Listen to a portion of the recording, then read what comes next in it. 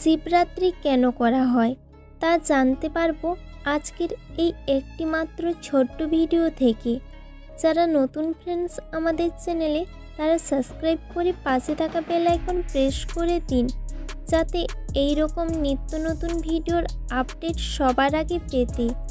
মহাশিবরাত্রি হলো হিন্দু ধর্মের সর্বোচ্চ আরাধ্য দেবাদিদেব মহাদেবের মহারাত্রি।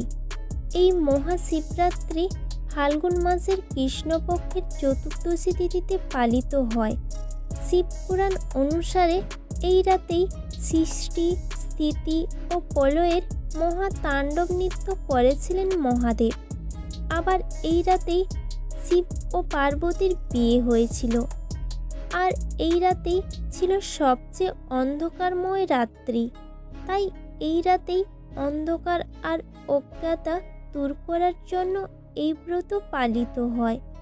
ভক্তরা এই দিন শিবলিঙ্গে গঙ্গা জল, দুধ, বেলপাতা, ফুল দিয়ে পূজা করেন এবং রাতের বেলা প্রদীপ জ্বেলে থাকেন।